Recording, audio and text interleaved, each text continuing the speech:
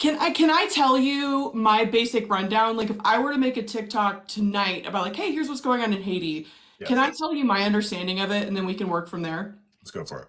Okay, so my understanding of it, way oversimplified, is that a lot of this, like if we're going to go back in time a little bit, we'd want to go to maybe 2017 when the UN peacekeeping force left, peacekeeping mission left, maybe. You're already shaking your head, but who knows? No, Okay, no, no. You go. I'll go. You know, it is not unique to Haiti. It is true of everything in the world. There's so You much. can start the story at Literally any anything. point in time, Right, we and can go where back you and start the talk story about will change your focus. I kind of So, want to. Yeah, yeah. yeah, So, but for now, it seems like since 2017, there have been some elections. Some appear to be more accepted than others as democratic elections. There was a president-elected Moise. How do you say his name? Moise, Moise. Um, Jovenel Moise. Jovenel Moise was elected. And I would probably use air quotes because I'm not sure to what extent that was like accepted. It seems like there was a pretty low voter turnout, but like he was elected.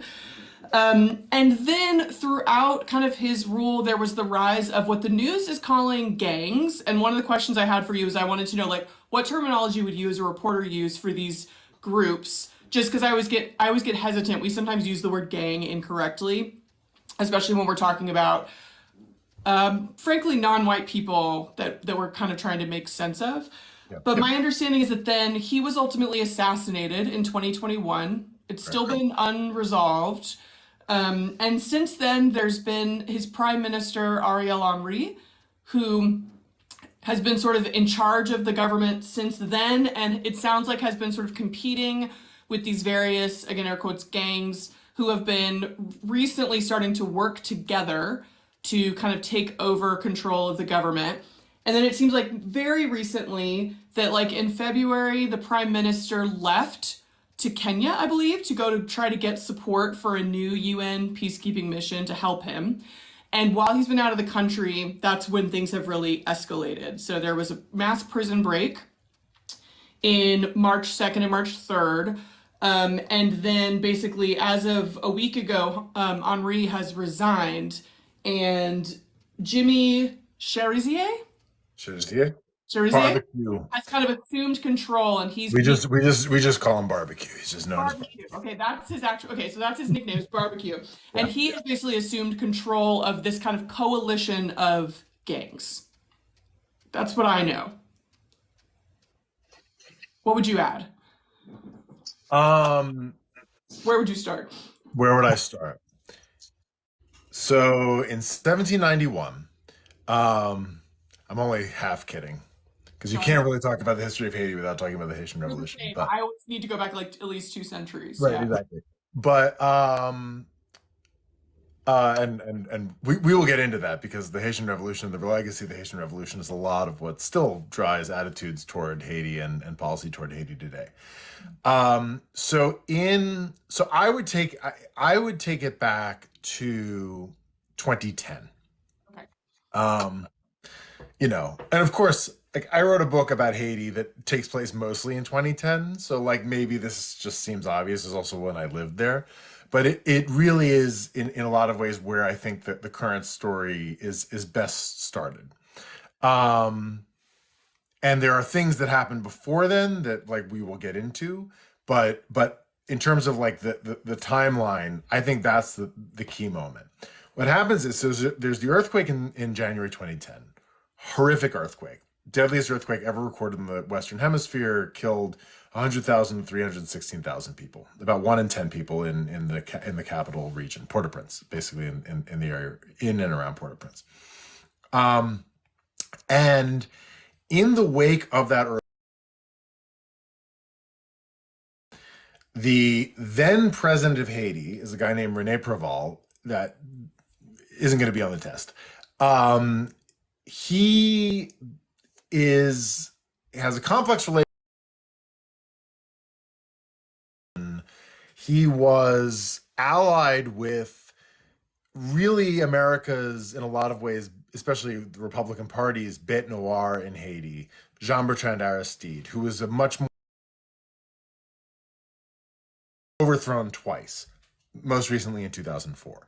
And after Aristide is overthrown, Preval, I'm yada yadaing a bunch of things, but he basically ends up coming to power. And then he's in power.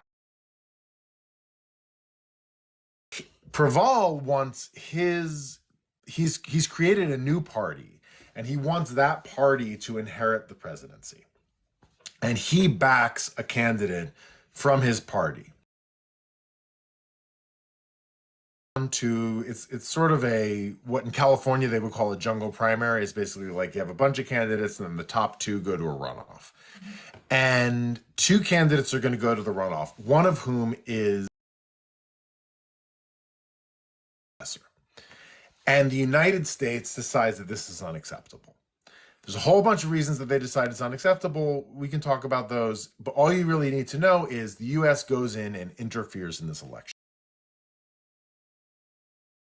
No, Never done I that. know. You never, election interference is something that Americans are very touchy about, and we hate when other people interfere in elections if they are ours. Oh, okay. In January of 2011, Hillary Clinton, who's the Secretary of State, Barack Obama's the president at the time, Hillary Clinton goes to Port-au-Prince, has to go out, and we're going to recalculate who the top votes are. And what this does, the effect of this, I'm yada yada yadaing a bunch of stuff, but what happens is that this guy, Michel Martelly, he's a Haitian pop star known as Sweet Mickey, he goes its place in the runoff, and then Mickey becomes president. Wow. And Martelly hold on, I have a visual aid. Wait 1 second. Oh my God. I will say, while he's looking at that, I kind of jokingly was like, what? The US is interfering in an election? I will say, I am genuinely, I didn't know we were still doing this like within the last decade or so. Oh, Oh really? wow. Okay. So he steps in, he just says like I'll be the president and he gets votes or he just gets Yeah. chosen. So what happens there is, so Mickey, and this is a poster from. So there were riots. So when Mickey when Mickey didn't make the final round, his supporters rioted in Oh, he was Port-au-Prince. already running. Okay, got it. Yeah, he was already running, and he came in third, Got it. and they come up with this ridiculous calculation, makes no sense, and Mickey goes in. And one of the reasons why I'm using this visual aid is first of all because it happens to be in my office and I haven't hung it yet. This particular poster is just important for me and my wife because we hung out in the Mickey riots and we would like go through barricades, like flaming barricades, and we would like hold up this poster to like get through the barricade, and so like it like. And then at some point we moved to the States and I put it in like a cheap frame from Target. Um, so the reason why it's important to see the visual of him is because Mickey has started this political party, and it's the political party was just him. This is how most political parties in Haiti work. It's just one guy and a logo and like their staff. Yeah. His party is called Tete Kale. Tet means head, Kale means bald. It was the bald head party, Great. right? Because you saw the picture, he looks like me. I didn't look like him at the time. Now I am also Tet Kale. I was gonna say, And was that why you really wanted to be involved in his? Yeah. yeah, that was it. That's why I was a big Mickey backer. Yeah. So Mickey Martelly he comes out of the right wing reactionary tradition in Haitian politics. Haiti was ruled by a dictatorship from 1957 until 1986, the Duvalier dictatorship. And Mickey has very close ties to Duvalierists, like followers of the deposed dictator. He also was close to the junta that ruled Haiti after the coup against Jean-Bertrand Aristide in 1990, 1991. So he kind of comes out of there. He's also like he's cleaned up for his run by a consultant firm called Osto Sola that had very close ties to John McCain, and also like helped groom a lot of right-wing politicians across Latin America, including Felipe Calderon in Mexico. There were a number of others.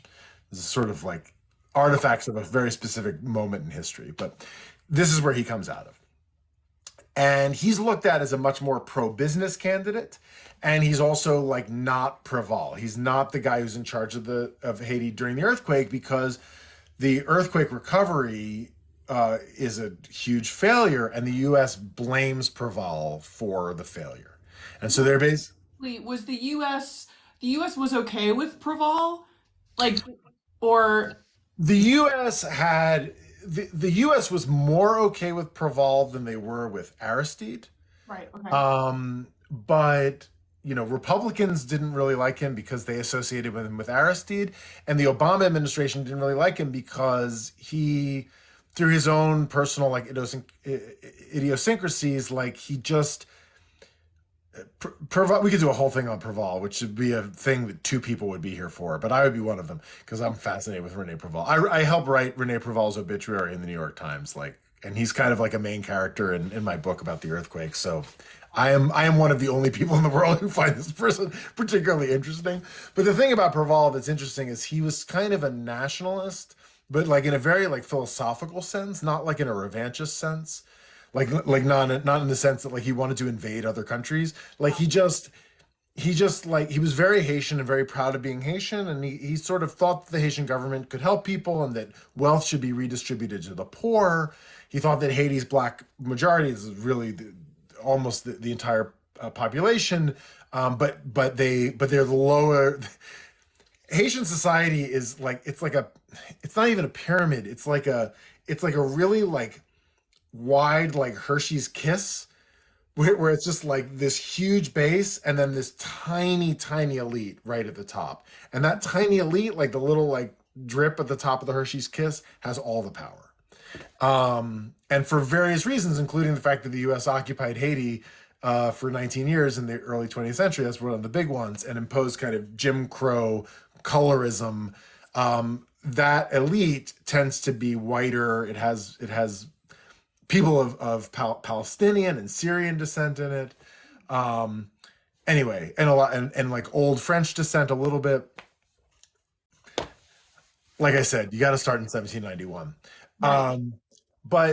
So Preval is kind of, he is not going along with the US's big plans, because the US's big plans are business, right? Especially the Clintons. Bill Clinton is essentially the most important figure in the response to the 2010 earthquake. Hillary Clinton is Secretary of State. And their position is that like Haiti's recovery from this disaster is going to be, we're going to build sweatshops. We're going to build like big garment factories, and we're going to put everybody back to work in them, because this had been a thing during the dictatorship. And Preval was like, no, but like he was very quiet. Like that was one of his other main characteristics, which is one of the reasons why no one outside of a very small group of people who spent time in Haiti have heard of him. But he wouldn't say no, right? He wouldn't say like, I'm not going to do this. He would just not do it. He would just like be like, thank you for your suggestion, and then just not implement it. And the U.S. blamed him for the lack of reconstruction. That was a lot of it. Okay. So he So also had they closer prefer ties than they wanted to marketing. Venezuela. Sorry, go ahead. Oh, no, no. I was gonna say, so they would prefer, the U.S. Yeah, really would prefer one like this pop star, whoever it is, someone who's going to be more on the right, more yeah, pro-American business coming in. yeah. That makes a ton of sense now. Okay, this is almost And like it's like take the Cold War, if you've learned right, about the Cold War and any of those interventions, and right. still happening to some extent, right? And Martelly is like he's a really good English speaker. Like he's spent a lot of time in Miami. It might be Uh, easier for us to maybe work with or yeah, manipulate or yeah. okay. And he's groomed for this by Ostosolo, which has ties to like John McCain and like various figures who were in like the George W. Bush administration, including Otto Reich. For real heads who know the State Department, will know that name. But regardless, like, so Mickey becomes president, and Haitian presidential terms run for 5 years. Mickey's term ends in 2016 because this election ends up ending in 2011, and so he becomes president on February 7th of 2011, and then his term ends on February 7th of 2016. He tries to fix the election for a hand-picked successor of his own. Who is this guy, Jovenel Moise, who no one has ever fucking heard of? Like, no one in Haiti has any idea who the fuck this guy is. Got it. He is so unknown that he has to run. So there are two candidates in this election with the name Moise. Moise is like French for Moses, right? Okay. And so there's this other guy whose first name is Moise. And that guy is better known. And so in order to differentiate him from the other Moise, they don't even run Jovenel Moise really by his name. They just run him as Negbanan, which means banana man, or really plantain man. But he's the banana man. What they're trying to do is his entire campaign is that he has run an he's run an export plantain project in the north of Haiti, and his posters are pink, just like Mickey's, right? Mickey's posters are pink because that was his color as like a pop star. That was his thing. Mickey would wear dresses on stage, and he would pull out his dick on stage, and like he was like a really bawdy performer. And that was part of why he was so popular. So Jovenel Moise is basically just like, all you need to know about me is that I am allied with Sweet Mickey, with Martelly, and that I exported plantains.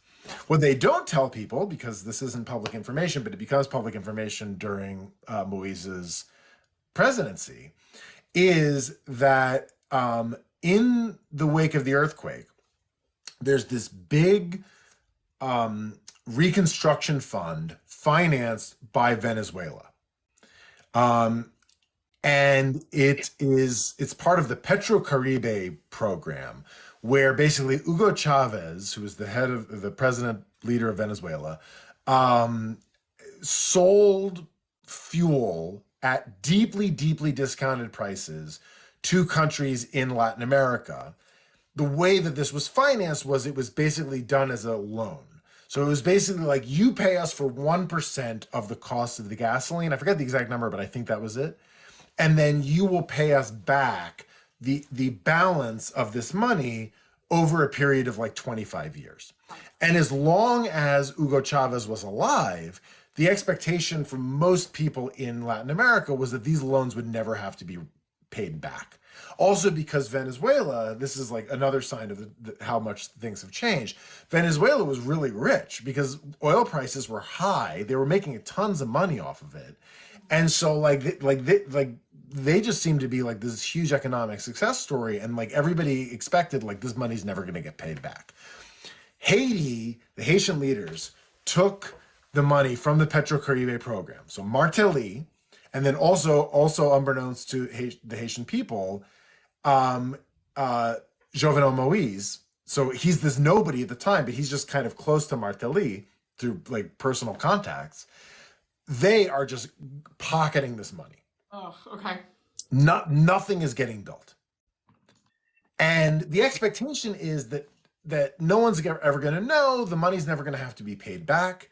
And then Chavez dies. Nicolas Maduro becomes head of Venezuela, and the Venezuelan economy starts contracting and then goes off a cliff. And they're like, And Venezuela is like, actually, we would like you to pay this back. And Haiti is like, oh, sorry, we actually don't have the money anymore. And Venezuela is like, well, what did you do with it? And they're kind of like, So there's this huge investigation. So, okay, so Moise, this election is, as you noted, like this election is full of problems that brings Moise to power. And one of the things, and it actually gets thrown out and it has to be run again, which ends up sort of coming into play a little bit at the end of Moise's presidency and slash life. Um, but um, the one thing that you noted that is dead on is that it is very, very, very low turnout. And a big part of the reason this is a trend that is seen in Haitian elections, going back basically as a like the high point was this election that was held in 1990 that brought Jean-Bertrand Aristide to power. That's the first fully democratic, fully national presidential election in Haitian history. And it's the first one after the fall of the dictatorship in 1986. From that point, in large part because, like, in two of these elections, there's an election in 1990. Aristide gets overthrown 9 months later by this junta, Yeah. backed by the United States. Aristide then gets reinstalled in a U.S. invasion in 1994, ordered by Bill Clinton, because now the Democrats have taken power in the U.S. Preval becomes president, sort of as like an Aristide stand-in. Then Aristide wins again in 2000, and then yes, somebody's saying the slogan that is the end of the story. Um, Aristide becomes president again in 2000, and then is overthrown again in a coup in 2004. Yeah, so they're sort of like, okay, every time we vote for the guy we want. Right, and so like increasingly, like it's just sort of faith in elections just kind of falls off a cliff. The turnout is already low in 2010, but like after the 2010 election, like the U.S. just came in and reversed the results. And like Martelly won the runoff, but that was a really low turnout runoff. And there was also a lot of intimidation. People were just sort of like scared to vote. And so people were just like, this isn't worth my time. It's hard enough for me to find food, to put on my family's table every day. Like, I'm not going to bother like going to this polling place where I might get killed or harassed or something like that. My vote isn't going to count anyway. The U.S. is just going to pick who they want to be president. This is like a reiteration, right, of like Jim Crow, right, where we talk about, well, it's like, well, everyone technically can vote, and you go, no, not if, like not in practice, right? Like this is not, that's fascinating. Okay. So in 2017, Moise ends up winning the election. As you note, really, really low turnout.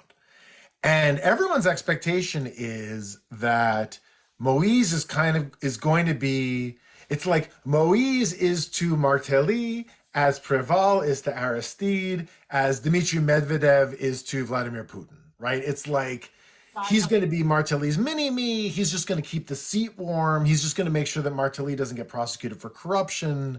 Like, he's not going to be like a big deal in and of himself.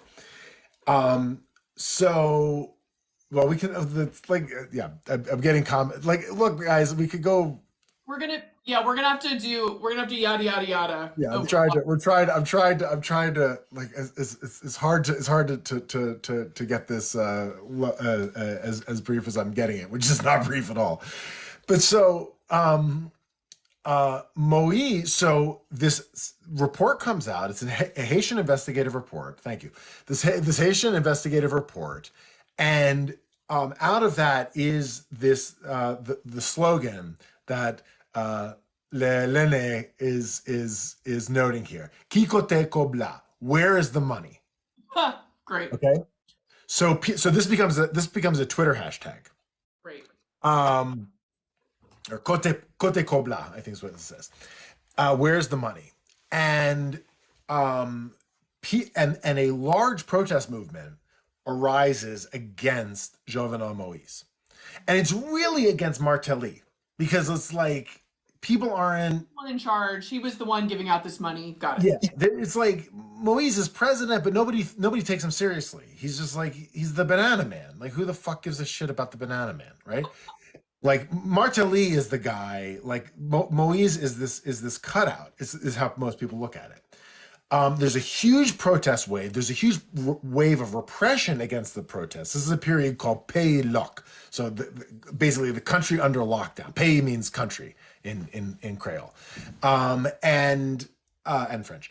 And so the country is basically under siege, and this huge protest movement has gone away to a huge wave of repression over the course of this presidency, which lasts for 5 years. I'm trying to think if he actually made it 5 years or not. It's sort of this also kind of depends on who you ask.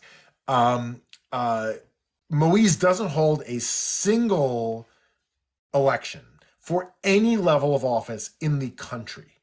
Every single elected office in the country goes vacant by Oh, the he time. didn't even throw in his friends. No, Oh, there's no, yeah. So Parliament dissolves essentially.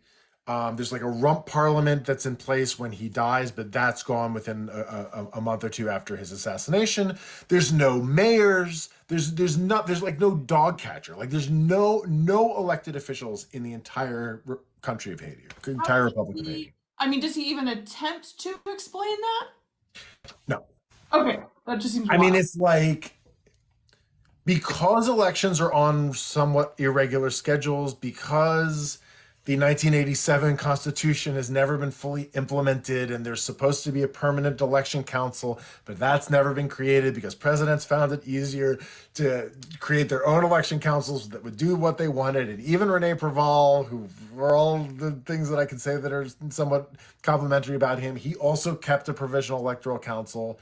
I think part of the reason why a provisional electoral council was able to be kept is because of a trick of language. Because in Creole and French, the word temporary and the word permanent both start with T. It's provisoire and permanent. So like you could have like it's the CEP either way. Great. So People have um to be like, wait, go past the acronym. Which P are we talking about? Great. so yeah, exactly. Yeah, exactly. So so Moise, his term is supposed to be ending, Yeah. and there's a quote unquote constitutional debate about basically what year his term is supposed to end. Because the first election was thrown out and then had to be redone, and he's like, "Well, it's not my fault that it had to be redone. I should get an extra year in office now." And then people who are constitutional scholars are like, "No, that's not how this works." But no one really cares about the Constitution in Haiti. Also, no one really cares about constitutions in any country. That there's a great Haitian proverb. Constitution papier, bayonet fait. Constitutions are made of paper, bayonets are made of iron. I tweeted that um, right around, I think it was around the Dobbs decision. Uh-huh. And what I meant by that, for anyone who's listening wouldn't have any idea what I'm talking about. What I meant by that was that essentially the Roberts Court doesn't care. There's no constitution. It's just power is the only thing that matters. That was my argument. A bunch of conservatives got a hold of my tweet and thought that I was calling for the overthrow of the U.S. government. But so sometimes I still like. Either a nuanced, Yeah. slight, like just little homage to history, or it's like a full scale revolution. Yeah. It's Sometimes like with like the Katie Britt stuff, like people have been bringing up some of my Haiti reporting who've been like trying to troll me, and sometimes like that'll come up. Like you're the one who called for the overthrow of the U.S. government. I was like, that's not what yeah. that meant. But so Constitution papier, constitutions are written on paper. Moise stays in office, and in this period that where it's sort of unclear who's supposed to be president, Yeah. he is unalived, as they say on this app, right? And no one knows to this date who ordered this. It seems to have been carried out by a group of Colombian mercenaries and a couple of Haitian Americans. There's dueling legal uh, uh, uh, Like investigation. processes. Yeah, there's a case proceeding in U.S. federal court in the Southern District of Florida, and there's a case proceeding in Haiti, more somewhat. But that's pretty much over at this point, I think. I was gonna say, I don't think a lot of things are proceeding in Haiti right Yeah. now. Yeah. Um, and it is so in the U.S. case, sort of the U.S. story is that this like Haitian American pastor who had delusions of grandeur wanted to like overthrow Moise and install himself as president. The Haitian case is much more wide ranging, and indictments have been put out against Michel Martelly, the former president, who was Moise's patron, but had, it seems, soured on him, in large part because Moise wasn't leaving office, right? So this guy who's like this cutout, he's like this nothing. All of a sudden, he wants to overstay the end of his constitutional term. Huh? He's not holding elections. Like like it seems like Banana Man is about to try to become a dictator, Right. right? And everyone hates the guy. Like my initial reaction to Moise's assassination was because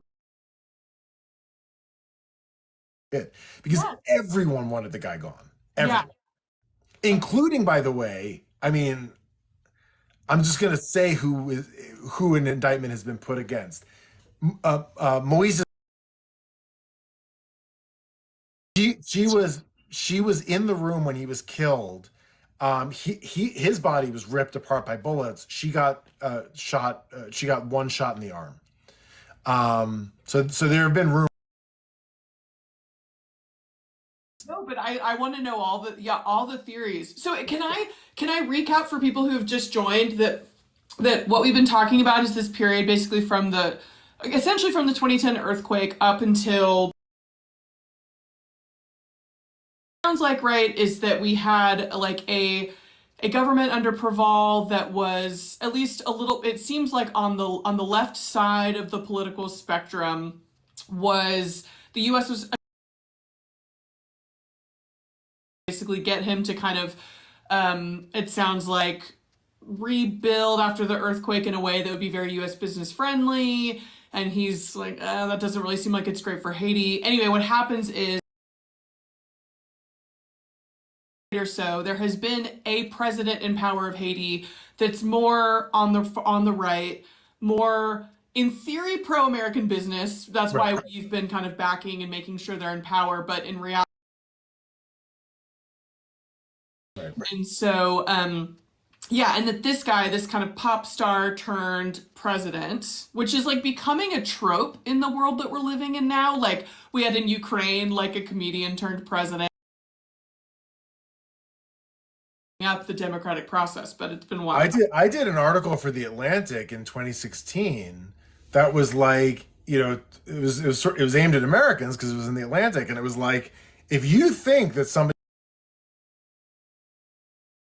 allow me to introduce you to a country called Haiti, where this pop star who was famous for taking his dick out on stage is he was at that point the president. Yeah. Yeah. Wow. Yeah. This President Moise, who was kind of the stand-in for the pop star. Is that right? I think that's right. Yeah. Okay. At least the pop star thought so. He's what? The pop star thought so. Shaft. Like you're just Yes, gonna continue exactly. to Exactly. Okay, great. Exactly. Great. And then was like, wait a minute. You're doing things? Yeah. I'm gonna run again on a third-party ticket and blow up the whole thing. Okay, great. 100%.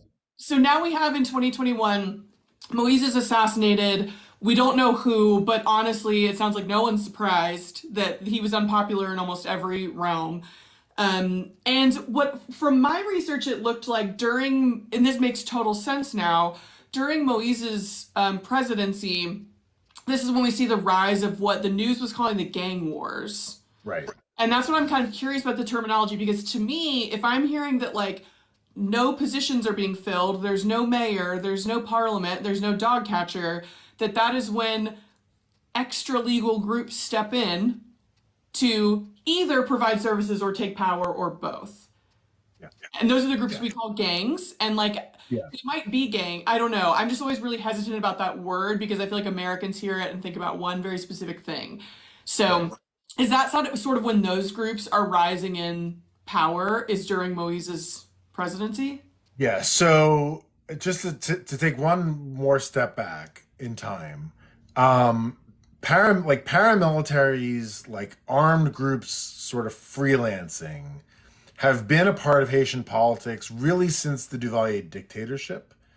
So the first Duvalier dictator, Francois Duvalier, Papa Doc, he creates a paramilitary that is answerable only to him, who are known as the Tonton Macoute. That was their nickname, but that's essentially what they're universally known as these days. It actually comes from on Christmas. Tonton Noel is Santa Claus. Uncle Christmas comes and gives you presents, but if you're a bad boy or girl, then Tonton Macoute, Uncle Knapsack, comes and puts you in his knapsack and takes you away. Oh God. And Okay. so people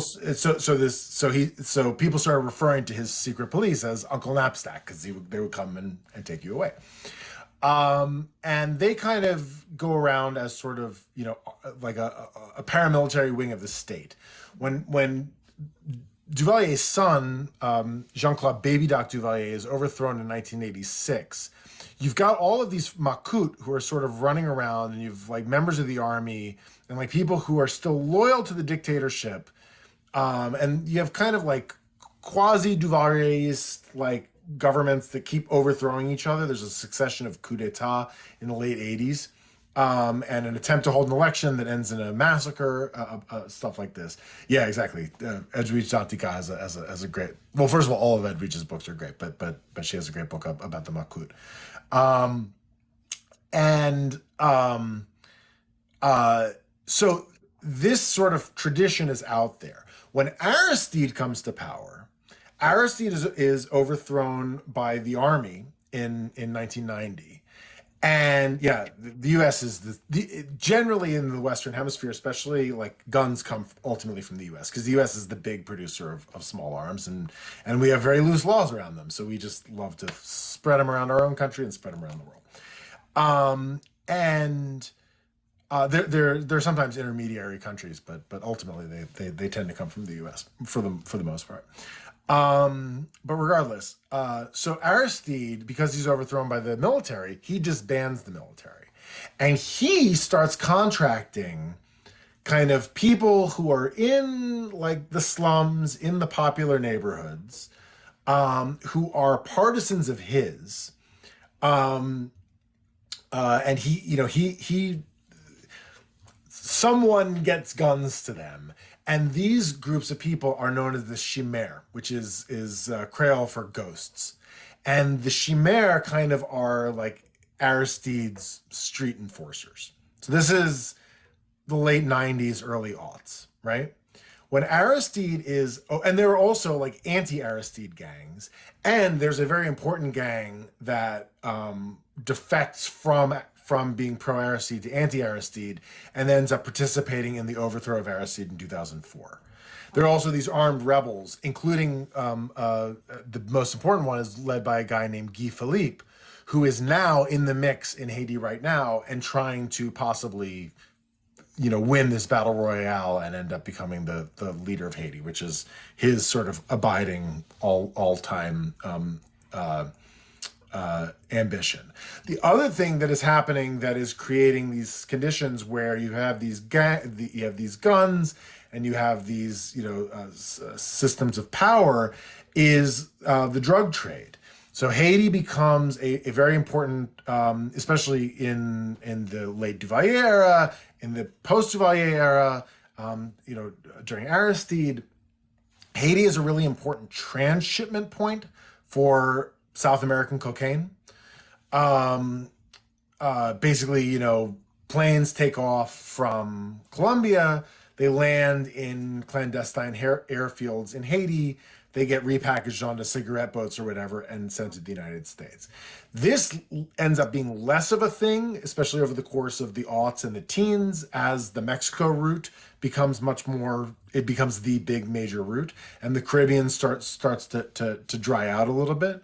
But, the cartels are, involved here. They're training people. Also, people are being trained in the School of the Americas. They're being trained by the So there's all these different kind of like inputs, which end up, so you end up with this mix of people who are, over the course of these decades on the streets. Some of them are like ex-military or ex-police. Guy Philippe was the former police chief of Cap-Haïtien, which is the second largest city in Haiti. Some of them are just kids who like get guns.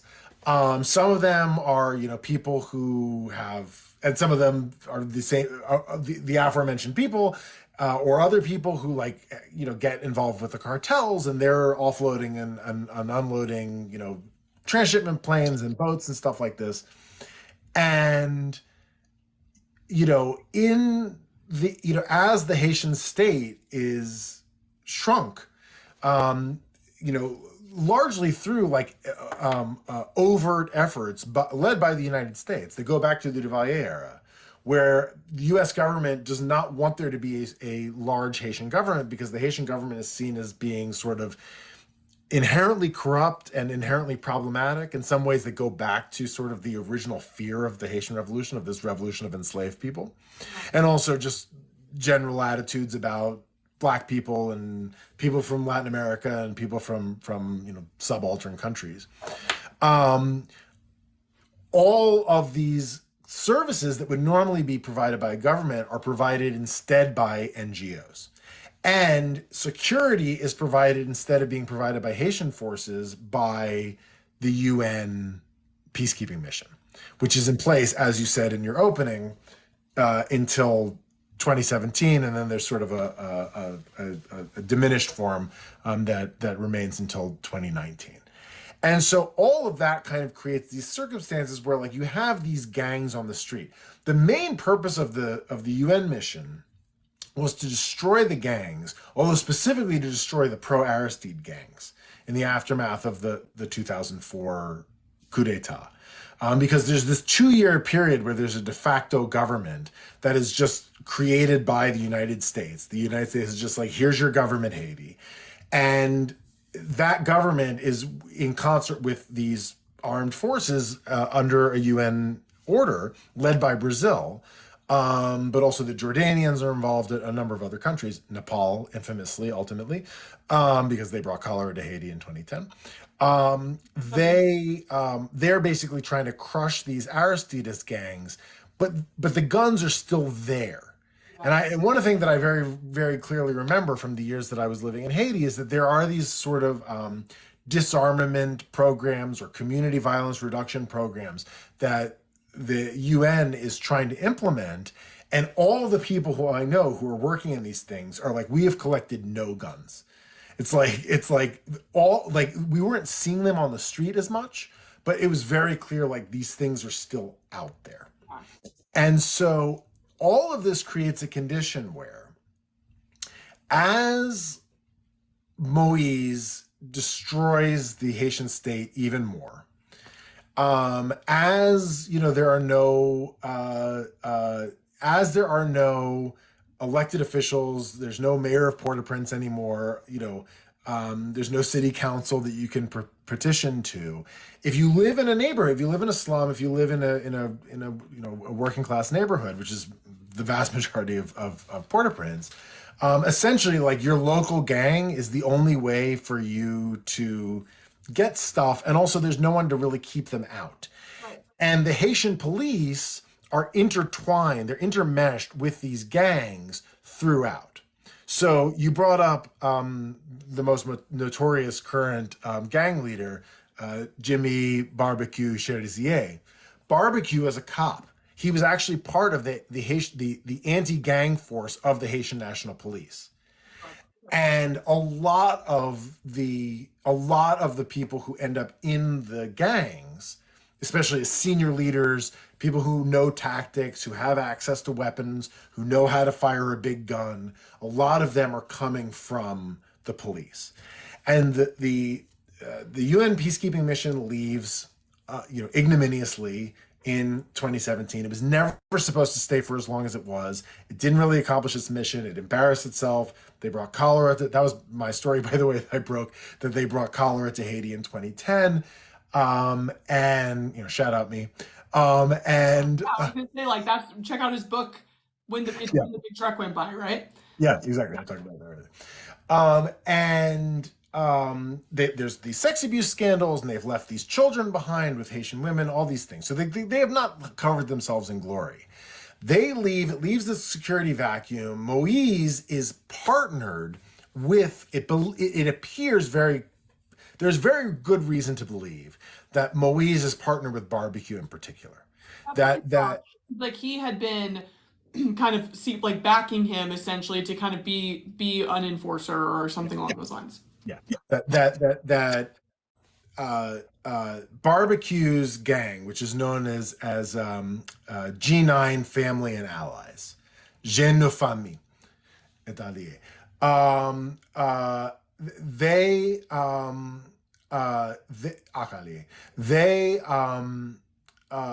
so when Moise is assassinated, like Barbecue does this big show of mourning, and he's like, "We will carry on your legacy." And it's like, "What legacy? What are you talking about?"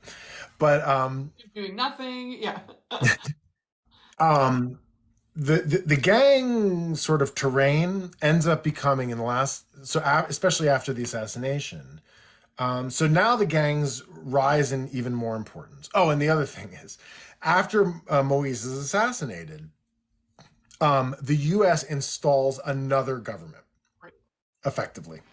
Again, this is a lot like after the Aristide coup, in the coup against That's Aristide. how this guy Ariel Henry becomes. Yeah. Okay. So Ariel Henry is so you said and I totally get where you would get this from, that he was Moise's prime minister, but he wasn't, because he was never ratified. Okay. So because there was no parliament to ratify him, and Moise had a different prime minister, a guy named Claude Joseph, and Moise had announced his intention to put Henri in the prime ministership. The prime minister of Haiti is it's a little bit like a vice president. It's the head of government, whereas the president's the head of state. But it's much more like the French system than, say, the Israeli system, like where the president of France like is the one who has power, but then you have a prime minister who like is kind of almost the head of the cabinet, Yeah. as Like opposed to half almost or something. yeah. It's yeah. And as opposed to like Israel, where the president is a figurehead. So in Haiti, the president is the power holder. So Henri, so after Moise's assassination, Claude Joseph forms the government because he's the prime minister. Like he's the only person who has actually like occupied the prime minister's office up until this point.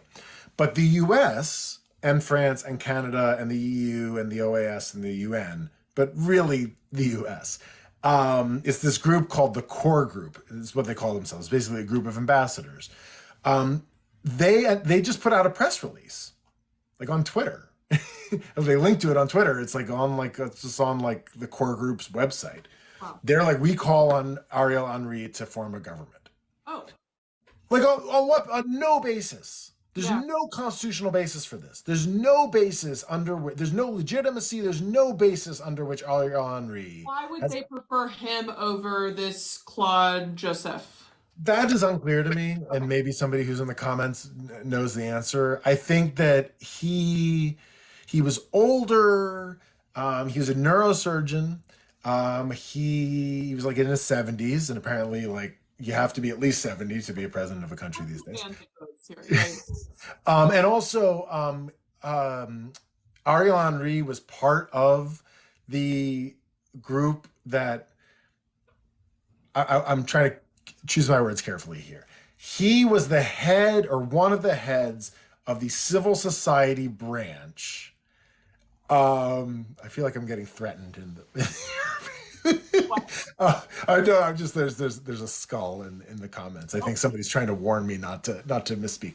I But love This is normally me when I'm talking about current events, and I love watching someone else have to deal with this too. I have no So idea what you're even gonna say, so I'm like on the edge of my seat. so Ariel Henry was basically the head of the civil society group that wanted to see Aristide gone ahead of the 2004 coup. Can we put it that way? I'm not saying he carried out the coup, but he was allied politically with the people who overthrew Aristide. Got it. Okay. And so like all of these things kind of come together and they're kind of like, well, this seems like our guy. He probably had ties to the U.S. government that were a little bit profound. I'm speaking Creole in my head. More profound, deeper. That's the word I'm looking for. Maybe more of a known, he's like a known figure in the US. He's been around and he's been Yes. sort of maybe working Right. either with us or in the direction that we would want for a long time. And the idea is, and they say this in this press release, in which the U.S. names him, they say we call on him to become prime minister and to form a government. They sort of put it in this like parliamentary sense, as if but that's not a thing that happens in Haiti, right? It's like in a parliamentary system, you have to have like a coalition come together, like with one person at its head in a parliament. But that's not how Haitian politics works. But that's how the core group just like pretended that they work for the purposes of this press release. They're like, he needs to form a government. It's like, form a government out of what? Like there's Yeah, yeah. there's no parliament. Like you can't like you're not Hindenburg. You're not tapping like whatever. Anyway, you're not tapping these parties to like go into coalition with one another. So Henri just like forms the government. He just becomes president. So he's the acting prime minister who then becomes acting president.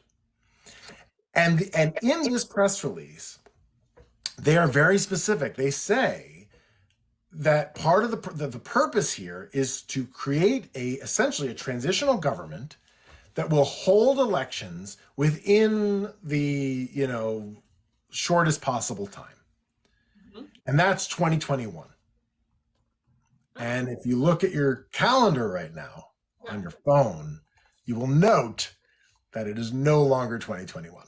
That was And these elections were never held. the year Moise was assassinated. So meaning they wanted this to be quick, like Yeah. by the end of this year. So Henri was supposed to be in charge for a few months. Yeah. They're like, you're a temporary leader just to keep some degree of stability.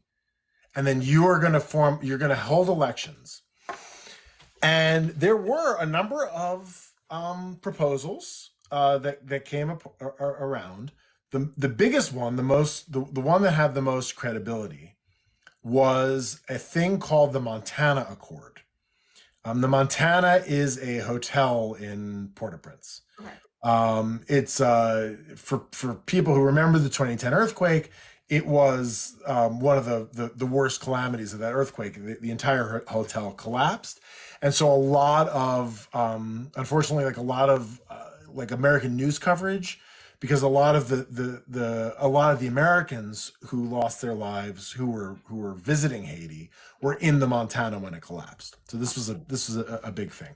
Part of it was rebuilt, and in one of their rebuilt ballrooms or something like this, all of these different groups from across Haitian society, Haitian civil society, uh, competing political parties such as they are, religious groups, the Catholics, the Protestants, the Voodooisant practitioners of voodoo, a bunch of different like groups from around Haitian society came together, and they came up with this agreement called the Montana Accord. And the idea behind the Montana Accord was that that Henri would step down. There would be this transitional government formed. The transitional government would be assembled according to like a very specific process. People would have to get certain kinds of buy-in and have certain kinds of prerequisites. One of the other things was that nobody who was on the transitional government could then become president, right? You couldn't be on the transitional government and then say, I'm going to have these elections and then put myself in power. right? And there were a number of other things. There were some safeguards. There were some problems with it. It wasn't, there were parts of society that, I mean, it's still sort of by its very nature had to be somewhat elite based. I mean, there had like, rural Haitians, there were like official like farmers groups that were involved, but like most rural Haitians like weren't going to have a say in like this transitional government. There was a bunch of stuff like that, but it was like better than nothing. And Henri ignored it. The Biden administration ignored it, and none of it was ever implemented. And so what ended up happening was the crisis kept getting worse, and like me and other people and watchers of Haiti, people in Haiti, Haitian politicians, kept saying like, look, this government has been in power for that was supposed to like hold elections really soon. It's been a year now. It's been 2 years now. It's been 3 years. Like what are we doing here? Like what's gonna what's the plan here, guys? Like is Henri just going to be president forever? And there's street violence. The gangs are gaining power. They're fighting against one another. A rival gang to G9 comes that calls itself GPEP, G people. PEP is like the people. And then there are other gangs, and also because insecurity is so bad, because poverty is so bad, like a lot of people who are in the gangs, like they're just trying to survive. I'm not trying to excuse their behavior or anything like that, but like it's like some people aren't doing this for like political reasons. Like some of it is just like really gang activity, like which is one of the reasons why I don't get like hugely offended when people refer to these things as gangs, because it's not like they are. Barbecue tries to paint G9 family as being almost like a political movement. Like he refers to himself as a revolutionary. He wears a beret. A lot of the gangs are just people doing kidnappings, doing stick-ups, selling drugs, whatever, like just doing their thing, running protection rackets in order to just make money. And these things also like go together. Like they don't, they've never, anybody who's read like Eric Hobsbawm, like, that like, there's the line between like a like political guerrilla movement and like a social bandit, right? Like just like a somebody who's just like out in the streets, like often is, it's often fluid. Yeah. So I don't really have a problem, just to answer your question from like an hour ago, like with calling them gangs. Underplay their power and their ambition, because Barbecue's ambition is to become president of Haiti. And Guy Philippe, who led the armed insurrection, basically that ended up, thrusting Aristide into exile. Like a lot of people do, and this goes back to just like a whole like 19th century, early 20th century mode of politics in Haiti, where you just would have armed groups coming and descending on the capital, and then they would be president until another armed group came and overthrew them. This to me, like going back into some historical context, is like, this sounds so familiar to a lot of different parts of colonialism and out of imperialism, with not a lot of infrastructure, right? Like parts of interior and sub-Saharan Africa, for example, right? Where it's like, okay, they've been under this like authoritarian, not a lot of infrastructure has been built up. Basically, the government is the empire. And so once they leave, the British go, okay, fine, we're leaving this country, or the French leave, the Belgians leave the Congo or whatever. It's like inheriting the whole power of the empire on this Right. place, right? So yeah, it sounds like this has just been a power vacuum where, um, yeah, they might have different ideologies. There might be people who want to then like you, yeah, who gets to control almost every resource kind of in the. Most people in Haiti, for most of their lives, especially in the last, several decades, especially since the dictatorship fell, have. Yeah. And if you live, and this is in a lot of ways, I mean, we're going to go deep. I don't know how deep you want to go. Because, like, if you want to turn this into like a super academic conference, like, in a lot of ways, like, Haitian, so, so the Haitians rise up against, so the enslaved people of the colony of Saint-Domingue rise up against their enslavers and win their independence. But after that, in 1805, this new country, in order to, they're like, well, we have a lot of debts to pay, and this was the wealthiest. It was the wealthiest colony in the Western world. Adam Smith writes in The Wealth of Nations, 1776, that Saint Domingue, the colony that becomes Haiti, was worth more than all the English sugar colonies combined. Wow. All of France's wealth. I mean, the reason why Napoleon had the money to take over Europe was because of Saint Domingue, because the colony of Saint Domingue produced something on the order of it was like half to it was like 2/3 of the sugar and 3/4 of the coffee consumed in Europe. Wow. It was Saudi Arabia. It was enormously valuable. And so the leaders of this new Haitian state um, try to basically re-enslave the population after they've won this big revolution of enslaved people. We need this labor. Yeah, they're like, we need to put people back on plantations, and it's 1804. Like, no one knows how to produce sugar without slavery. Yeah. Like, it's the only way to do it. And even the Industrial Revolution, such as it had existed up until that point, like, those machines are run by enslaved people. It's too dangerous, and if you want to make any money doing this, you're not going to pay people a living wage. That doesn't exist. Yeah. So they're trying to put people back onto the plantations, and the Haitians who fought this war are like, screw you guys, like, we don't want to be we didn't want to be enslaved by the French, and we don't want to be enslaved by you either.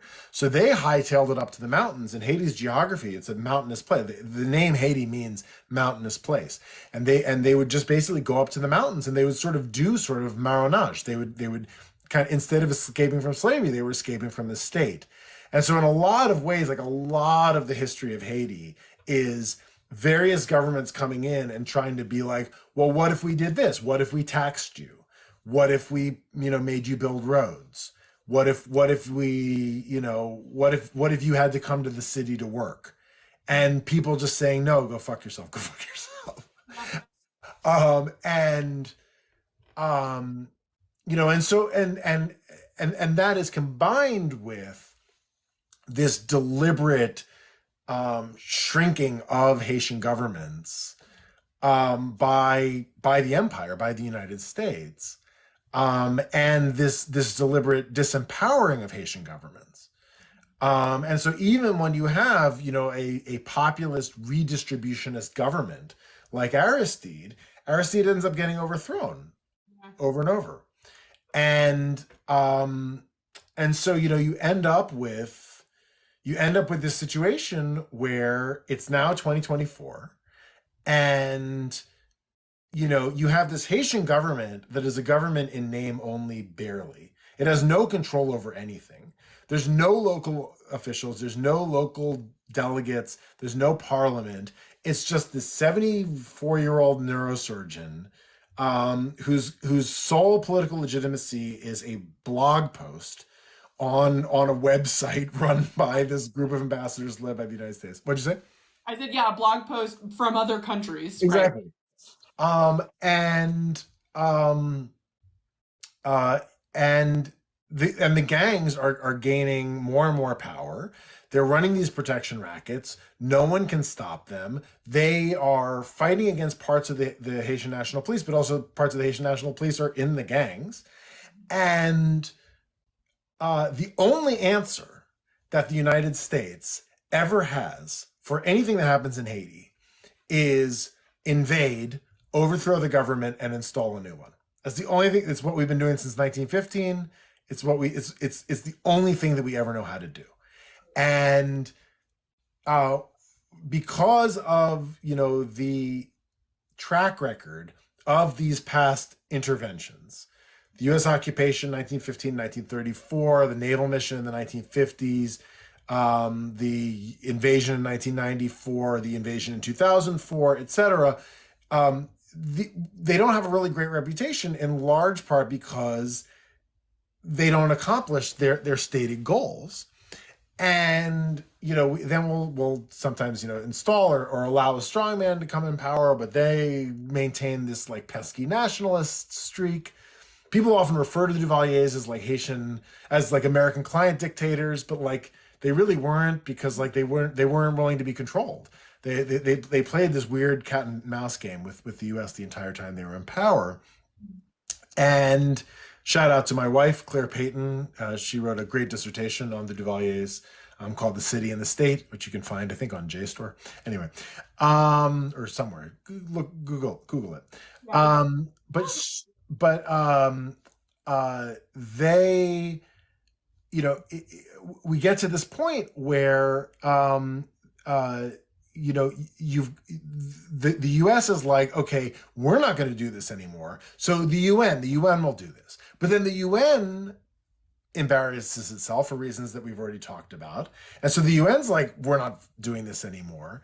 So then the new idea is what I called in a forum, her paper's called the City and the State.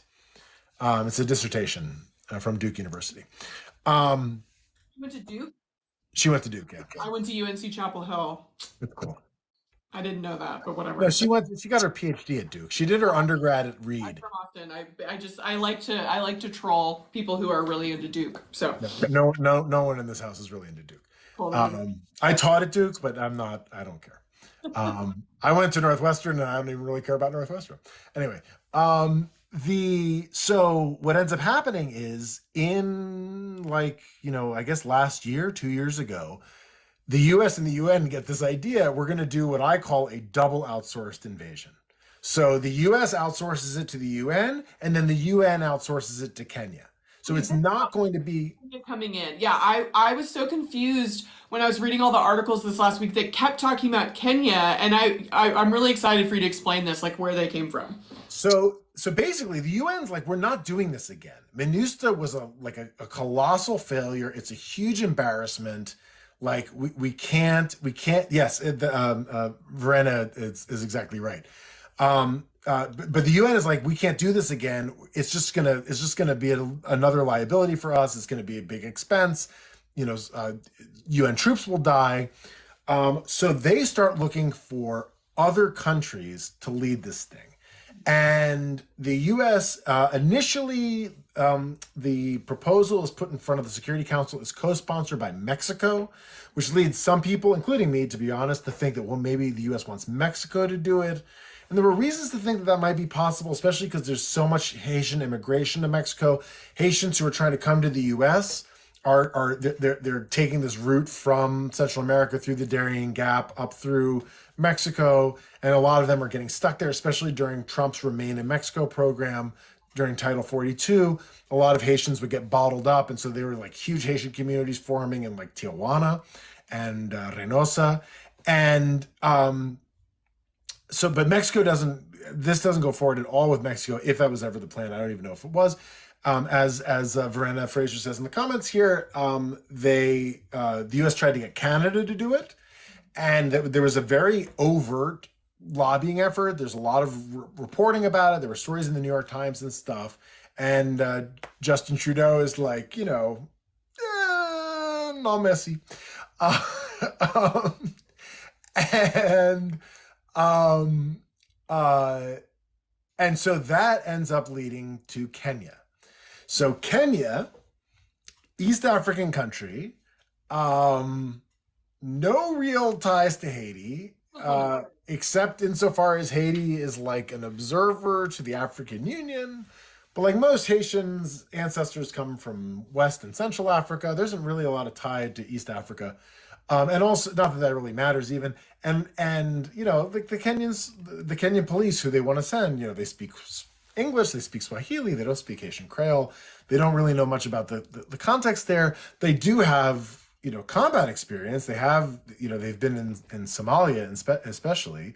But and I think they also did some stints in maybe in Ethiopia in Tigray. I'm not really sure. And I know that there were a number of scandals with them, and there's other reasons why, you know, to be wary. And Ruto, the president of Kenya, seems to, for various reasons, be very into the idea of sending Kenyan police. I don't know exactly what the U.S. offered him, but it's clearly that relationship. Haiti has no leverage with Kenya, so it can't be Ariel Henry, the fake president of Haiti, going to Nairobi and being like, you know, I will do this for you. I'll get you a great deal on Babancourt rum, which honestly, I would lead a peacekeeping mission in exchange for a lifetime supply of Babancourt, but that's just me. Um, and but he's running into big problems with the Kenyan government because the Kenyan opposition doesn't want this. The Kenyan High Court keeps putting up roadblocks, and so we come to the end of the story, to up to this point, more or less.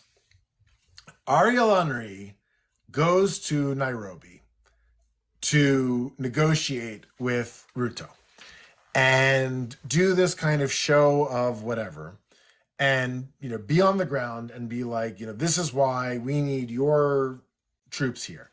Henri wants the Kenyan, they call it like the multi-state security force. Henri wants this because they are going to protect him, right? He is under threat.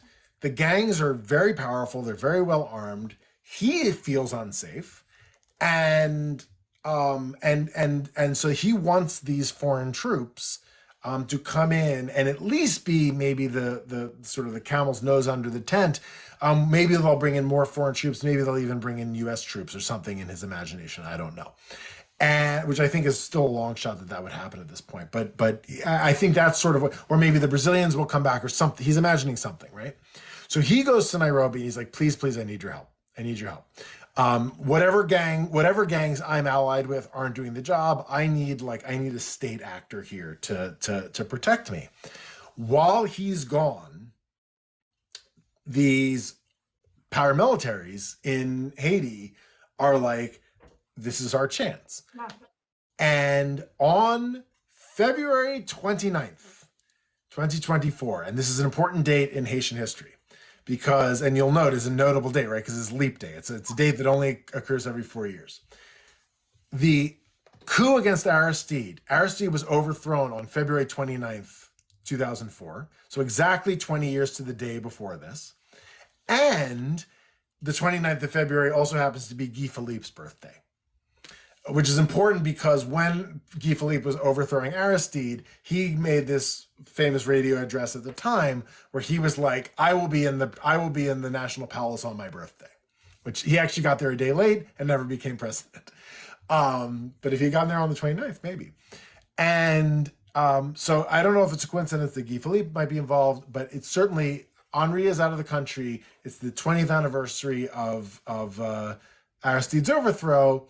And there's this huge gang mobilization in Port-au-Prince, which, as you noted, includes a massive jailbreak from the National Penitentiary, which includes the Colombian mercenaries some of the Colombian mercenaries who were involved in the assassination of Jovenel Moise, who were housed in this penitentiary. They get out along with everybody else.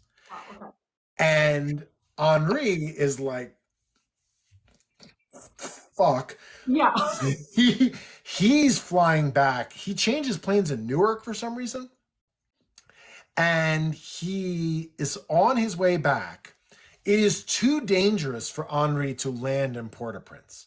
And there was already this time a couple months ago, maybe a year ago, where Henri uh, landed in Port-au-Prince at Toussaint Louverture International, and is like trapped on his plane by the gangs. So he's like, I'm not doing that again. His plan is I'm going to land in Santo Domingo. I'm going to land in the Dominican Republic, get on a helicopter, maybe with like night vision, and nothing good happens in Newark. Newark should have It's been true. the sign that this wasn't going to end well. Yeah, yeah. Yeah. He's maybe gonna get on a helicopter at night and fly over and sneak back into the capital. For unknown reasons, or at least unknown to me at this point, the Dominican Republic refuses to allow his plane to land. His pilots have to decide where to go, so they go to Puerto Rico, which is the next island over, a U.S. colony right across the Mona Channel, Mona Passage. And he is in Puerto Rico trapped. He can't leave. He can't get to Haiti. He can't get anywhere else. And at this time, Anthony Blinken, the Secretary of State, goes to Kingston, Jamaica, and has a conference of the Caribbean community. So the other governments of the Caribbean, for the most part. Cuba is not involved in that, but most of the rest. And they come up with this another transitional government. And Henri, and as far as I know, at least as of 24 hours ago, yes, he's Tom Hanks in the terminal. As far as I know, at least as of 24 hours ago, Henri's whereabouts remain unknown. But he kind of is ceasing to be an important player in this. He has been boxed out. He's out of Haiti. It seems that he's out of office. The question is, he announces in this video, filmed in an undisclosed location, that he is going to resign as soon as this transitional government is formed. And that's kind of where we are at right now. I have other people. I think it's been reported publicly, a list of the people who are expected to be on this transitional government council. And then that council is going to, surprise, they're supposed to hold elections within the shortest possible period. Tale as old as time. Yeah. And the U.S. and the U.S.'s answer, as always, is if we can't send in the Marines, if we can't send in the Marines, send in the UN. If we can't send in the UN, let's send in this sort of third party, fourth party proxy force, with the blessing of the Security Council, but not under the aegis of the Department of Peacekeeping Operations. But that also still seems to be in limbo. So right now, what it is that in Port-au-Prince, you have these major armed paramilitary style gangs that are in control of different sectors of the city. They're competing with one another for territorial control. Behind the scenes, you have the Haitian elites who are negotiating with each other. They also have ties to the gangs, and they're being like, well, maybe we can do this for you. I don't even know what those conversations are. And Henri is out of the picture. So at this point, we have gone from sort of having a government in name only to a barely government in name only to no government. And the US's only response is, well, we'll send in this armed force. But as far as I can tell, there is no actual diplomatic prescription for who is supposed to take power, how, and what sort of legitimacy, democratic or otherwise, they're supposed to have. And my concern, and this is the concern of a lot of other people, and I think we've seen this coming for several years now, is that effectively this is creating a situation where it will just be an armed solution. And whoever kills his rival first, or gets his rival to pledge fealty to him or whatever, gets to be king of Port-au-Prince for however long that lasts. Wow. So at the moment, okay, so and just this is helpful for me to understand that like Henri, he's not like this like democratic leader that's been forced out. He was already supposed to be a figurehead, a placeholder. He overstayed his welcome, so he's off maybe in Puerto Rico somewhere.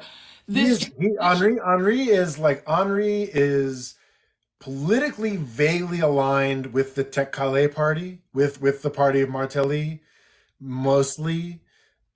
He's sort of seen as kind of a right wing-ish guy, but not like a particularly powerful one.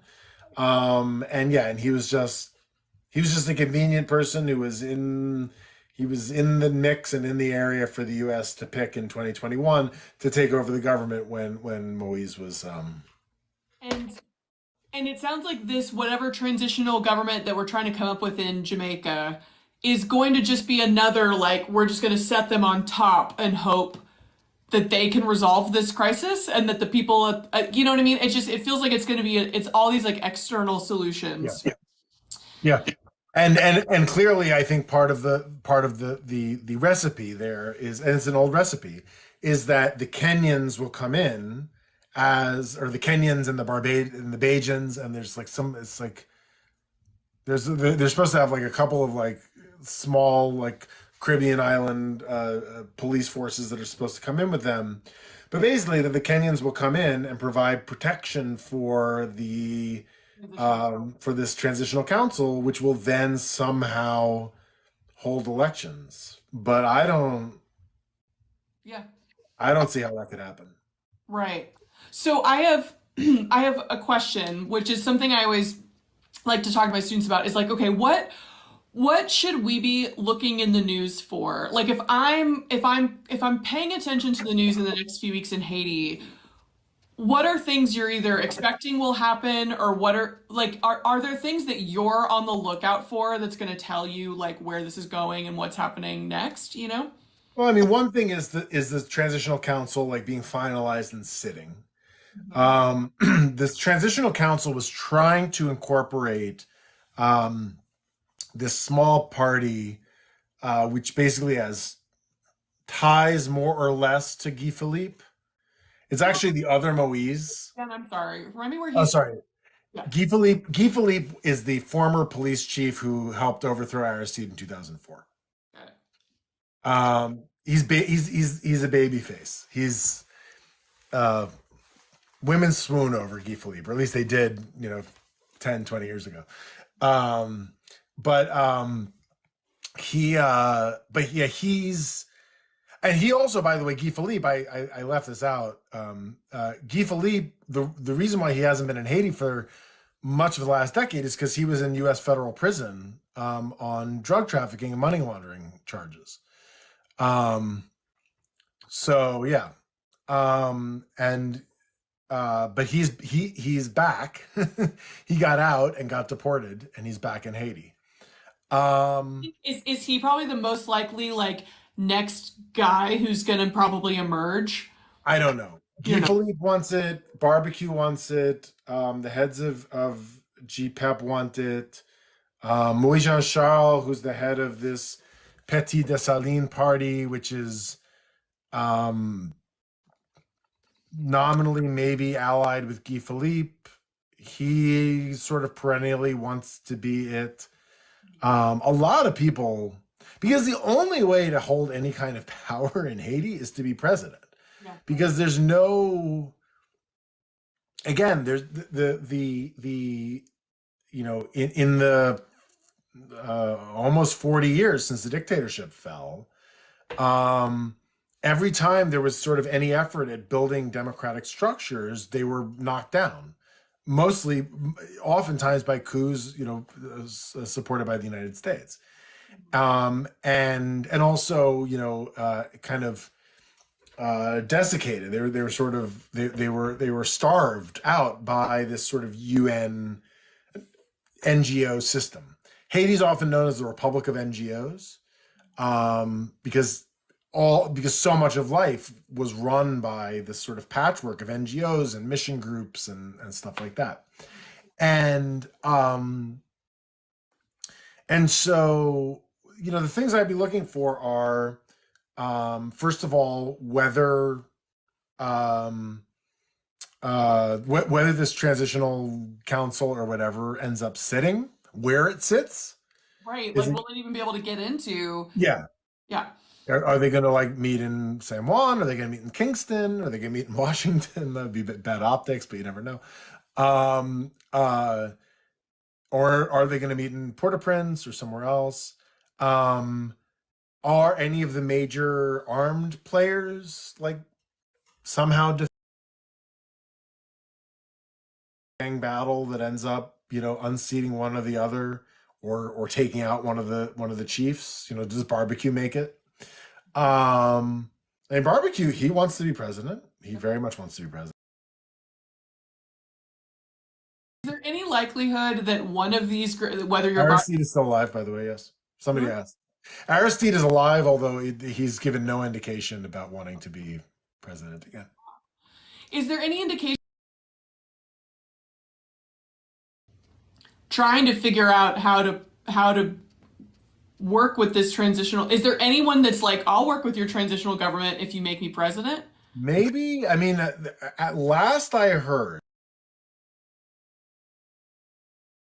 it's there's so many players here, but like, this guy is sort of maybe like he kind of like endorsed Guy Philippe and vice versa. They actually made a seat for his party, so I don't know what that's about. Maybe they think that being involved in it will discredit in the eyes of the Yeah. people on the streets that they. Like they're in Haiti fighting, or you're like off being selected by the US and other groups for these provisional governments, and it feels like there's not a lot of crossover between the two. Yeah, I think that's right. Vast majority, it's like any country. Like the vast majority of people aren't they aren't uh involved in national politics. They aren't and especially in a place like Haiti that is as poor as it is, in large part because of these, centuries of starvation and enervation, and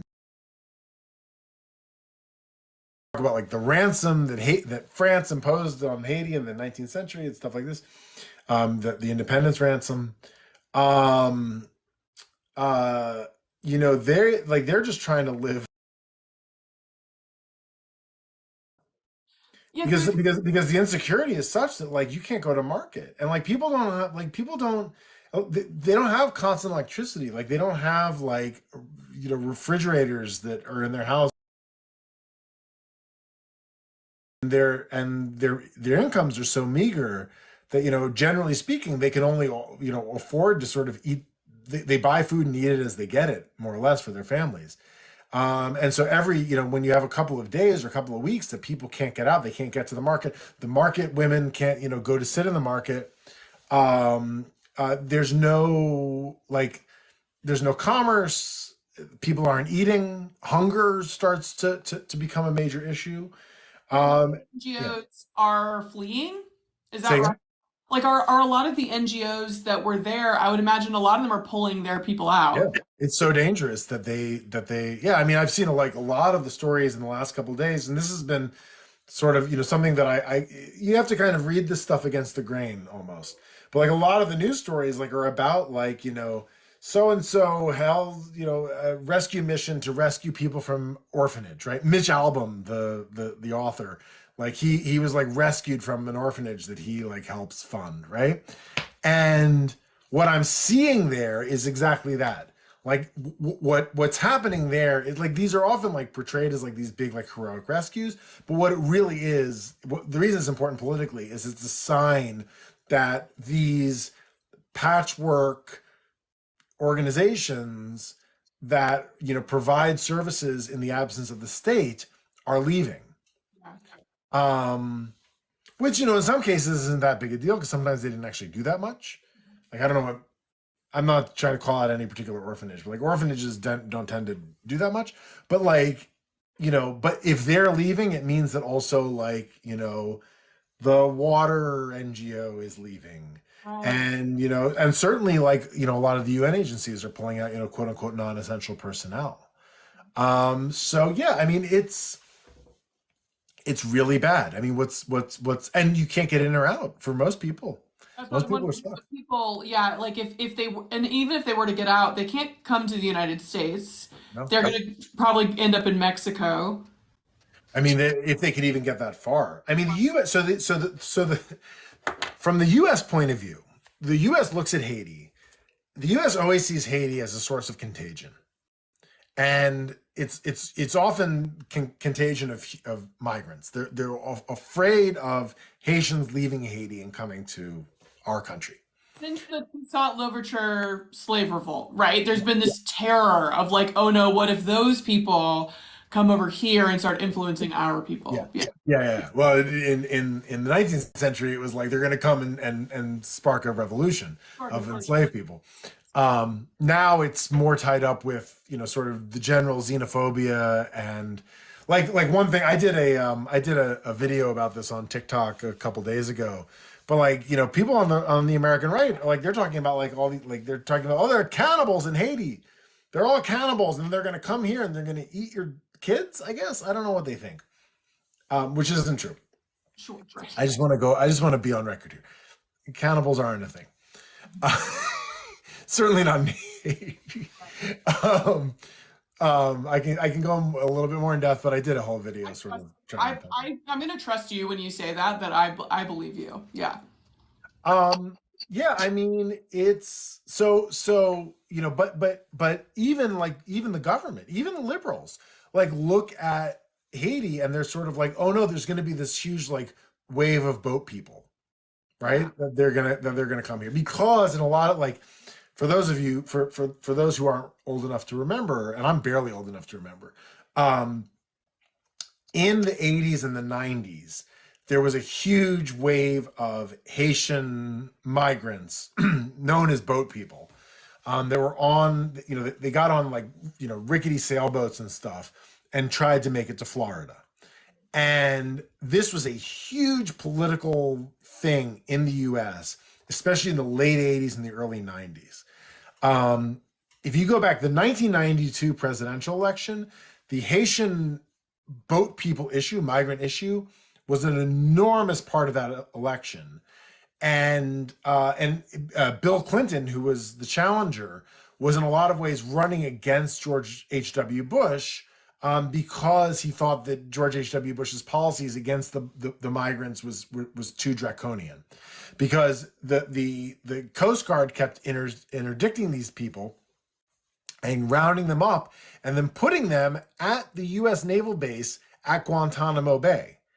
And the prison at Guantanamo that ends up being used during the War on Terror to hold people taken from the battlefields of Afghanistan, Pakistan, etc., is originally built to hold Haitian migrants. Wow. Okay.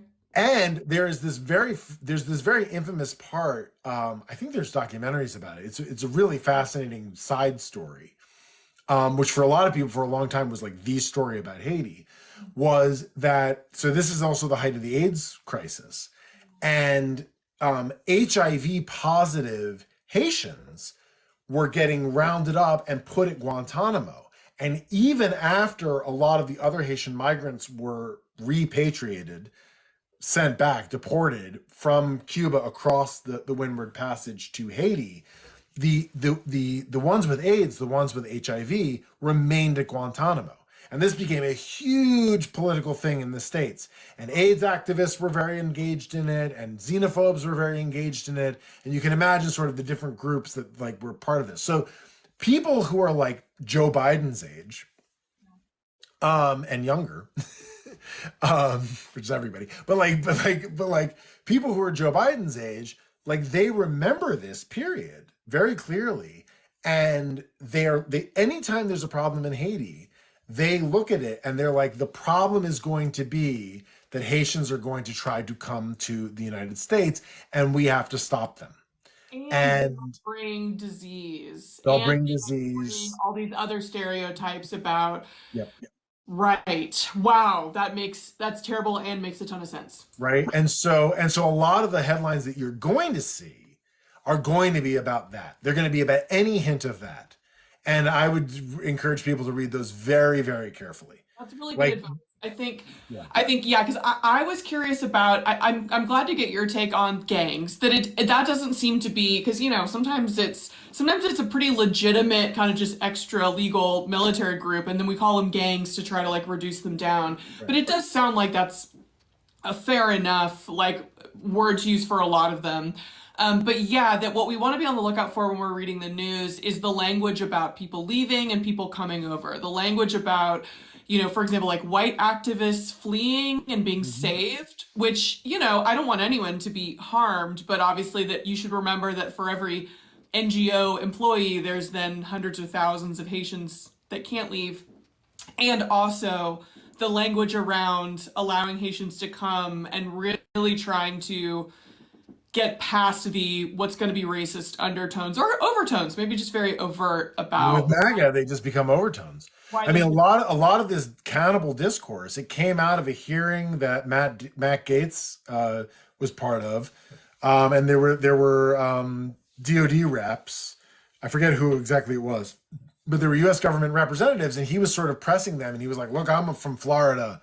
Like, we're the southern border as far as Haiti's concerned. Like, is there going to be a mass influx?"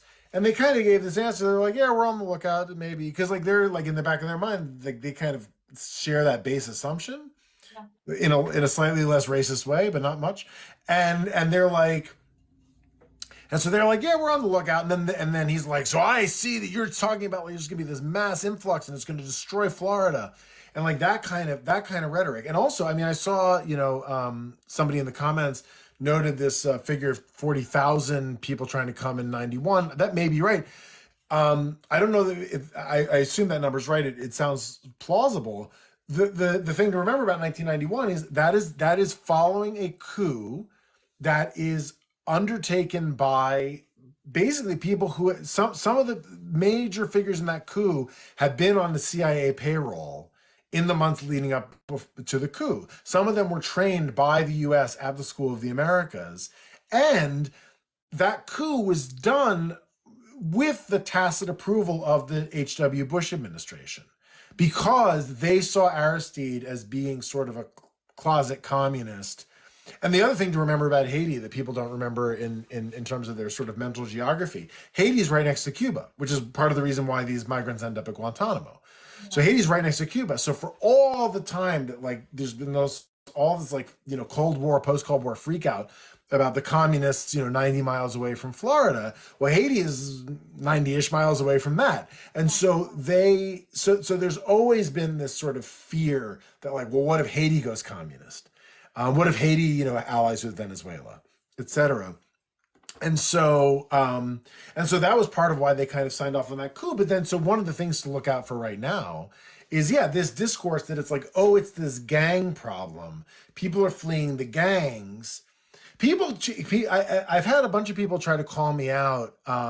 So my Katie Britt uh, thing.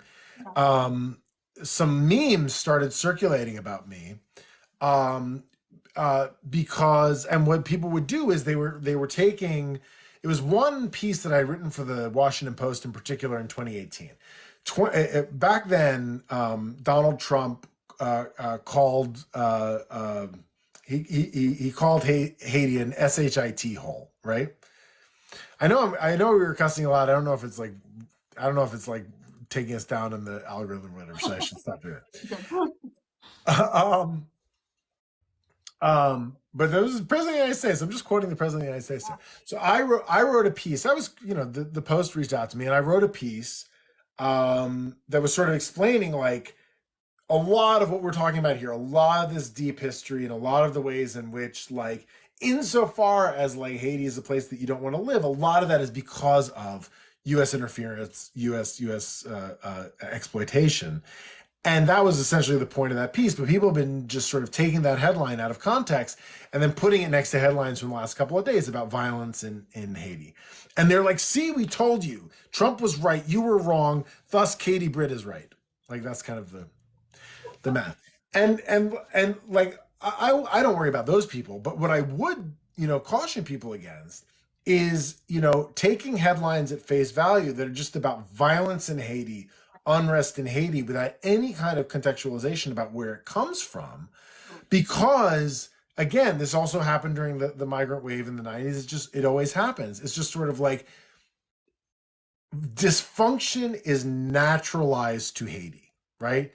Americans look at this at Haiti and are like, "Oh, of course it's dysfunctional because they're black. Oh, of course it's dysfunctional because they're poor. Oh, it's dysfunctional because they don't speak English or whatever."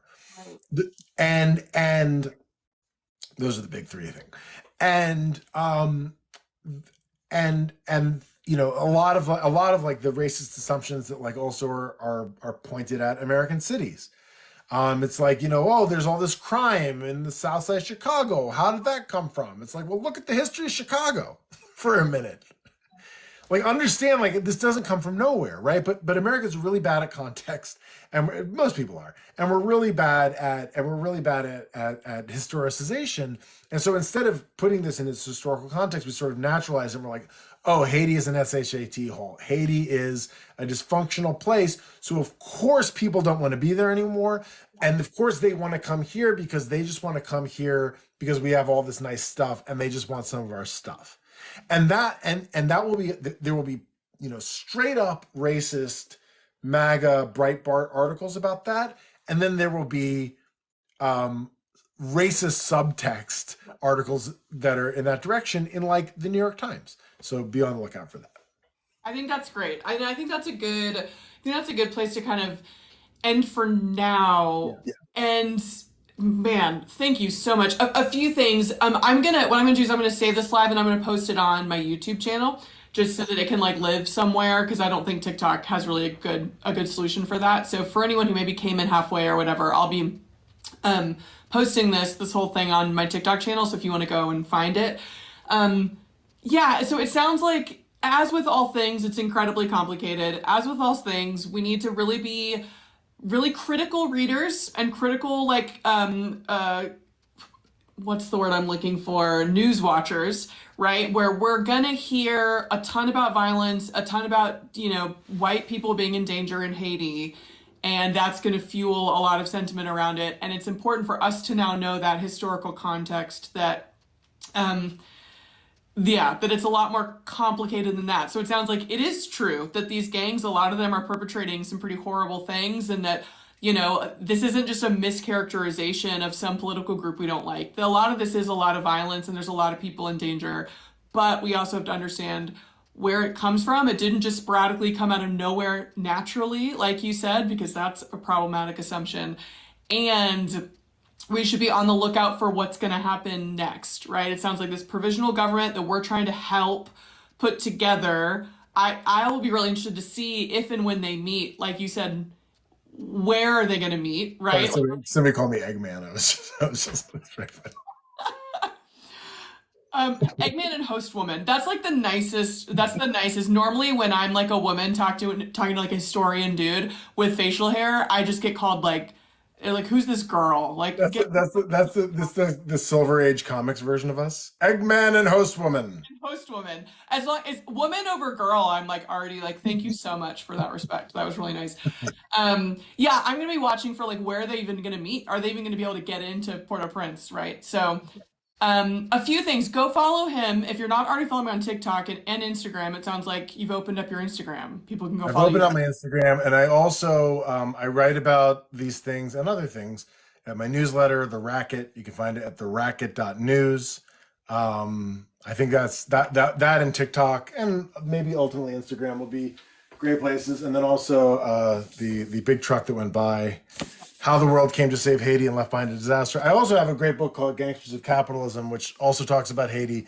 It has a couple chapters on it in there, but Yeah, if you really want to go further back in history, that that's it. gangsters of capitalism. Yeah.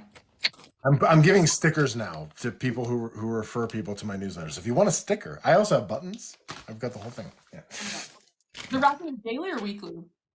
I try to do two a week. Oh, cool. Yeah. Yeah. So if you like the way that he's explaining things, which we all do, the racket would be where you'd want to go for that and his TikTok account. And yeah, I want to do more of these. I want to, I'll pay attention to the news. I'll email you with more dumb questions that I have. But yeah, well, I'll be especially watching your page for some updates. You're going to be the person I go to when new things are happening in Haiti. So I really, really appreciate your time and your insight. Cool.